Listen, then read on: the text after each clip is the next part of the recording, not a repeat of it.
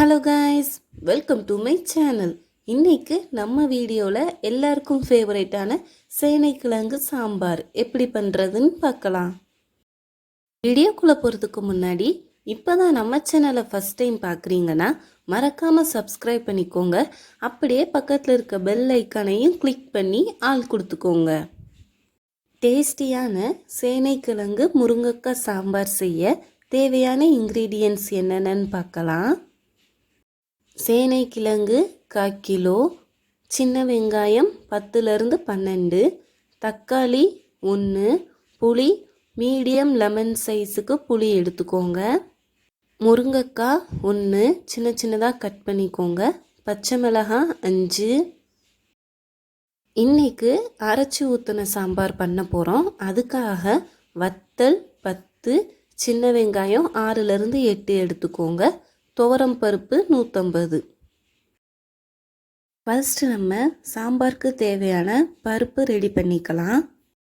அதுக்கு துவரம் பருப்பை நல்லா அலசிட்டு அது மூழ்கிற அளவுக்கு தண்ணி சேர்த்து 1 டீஸ்பூன் மஞ்சள் பொடி, 1 டீஸ்பூன் பெருங்காய பொடி, 1 டீஸ்பூன் நல்லெண்ணெய் சேர்த்து குக்கரில் வேக வைக்க போகிறோம். இப்போது பருப்பு ரெடியாக இருக்குது, அதை குக்கரில் வேக வைக்கணும். புளியை சூடு தண்ணியில் போட்டுக்கோங்க. அரைச்சி ஊற்றின சாம்பார் பண்ண போகிறோம். அதுக்காக வத்தலை தண்ணியில் ஊற வச்சுருக்கேன். இன்றைக்கி நம்ம அரிசி களைஞ்ச 3வது தண்ணியில் தான் சாம்பார் வைக்க போகிறோம். அதுக்காக 3வது தண்ணியை தனியாக எடுத்து வச்சுக்கிறேன். நீங்கள் வேணும்னா இந்த மாதிரி 3வது தண்ணியில் சாம்பார் வச்சுக்கலாம், இல்லைனா எப்பவும் போல் நார்மல் வாட்டரில் வச்சுக்கோங்க. இப்போது சாம்பார் வைக்க ஸ்டார்ட் பண்ணிடலாம். அதுக்கு தேவையான எல்லாத்தையும் கட் பண்ணிக்கிட்டேன். சின்ன வெங்காயம் மட்டும் அப்படியே இருக்கட்டும். அரிசி களைஞ்ச 3வது தண்ணியில் ஒவ்வொரு காயாக ஆட் பண்ணிக்கலாம். ஃபஸ்ட்டு சேனைக்கிழங்கு, முருங்கைக்காய், சின்ன வெங்காயம், பச்சை மிளகாய், தக்காளி. சாம்பாருக்கு தேவையான கல்லுப்பு சேர்த்து நல்லா கலந்துட்டு ஸ்டவ் ஆன் பண்ணி கொதிக்க விடுங்க.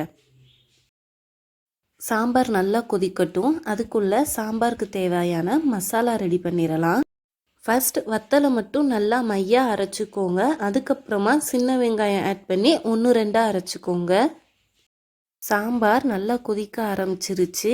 இப்போது நம்ம அரைச்ச வத்தல் பேஸ்ட்டை ஆட் பண்ணிக்கலாம். வத்தல் பேஸ்ட்டை ஆட் பண்ணிவிட்டு நல்லா கலந்து விட்டுக்கோங்க. மிக்ஸியை அலசி அந்த தண்ணியவும் ஆட் பண்ணிக்கலாம். நம்ம இதில் சாம்பார் பொடியோ வத்த பொடியோ எதுவும் ஆட் பண்ண போகிறதில்ல. வத்தல் பேஸ்ட்டை ஆட் பண்ணி ஒரு கொதி வந்ததும் கரைச்சி வச்சுருந்த புளி தண்ணியை ஆட் பண்ணி நல்லா கலந்து விட்டு கொதிக்க விடுங்க.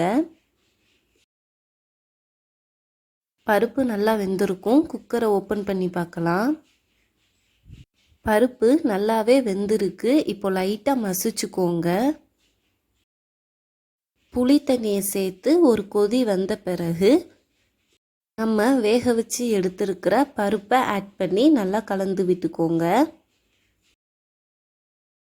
அடுத்ததாக தேங்காய் பூ 2 டேபிள் ஸ்பூன் சேர்த்து நல்லா கொதிக்க விடுங்க. ஒரு பேனில் 2 டேபிள் ஸ்பூன் எண்ணெய் சேர்த்துக்கோங்க.